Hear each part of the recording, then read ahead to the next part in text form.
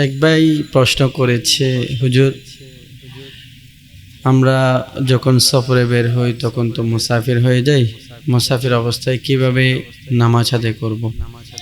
কসর করলে কিভাবে কসর করব?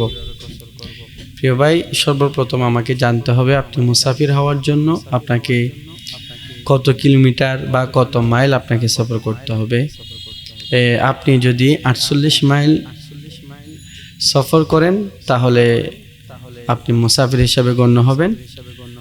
48 মাইল এটা যদি আমরা কিলোমিটার হিসাব করি তাহলে 78 কিলোমিটার। 78 কিলোমিটার যদি আমরা অতিক্রম করি তাহলে আমরা মুসাফির হব।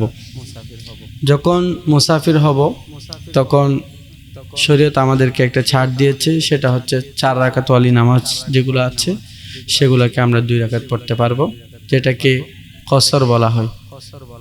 এটা আমরা যখন একাকী নামাজ পড়ব তখন 4 রাকাত ওয়ালি নামাজ, যেমন জোহরের নামাজ, আসরের নামাজ, এশার নামাজ, এগুলো 2 রাকাত পড়ব। যদি আমরা কোনো মুকিম ইমামের পেছনে আমরা এই জোহর, আসর, এশা এগুলো পড়ি তাহলে আমরা মুকিম ইমামের পেছনে নামাজ পড়ার কারণে মুকিম ইমাম যেহেতু 4 রাকাত পড়ছে তার সাথে মিলিয়ে আমরা 4 রাকাত পড়ব। যখন একাকী নামাজ পড়ব তখন 2 রাকাত পড়ব। বাকি মাগরিবের নামাজ এবং ফজরের নামাজের মধ্যে কসর নেই।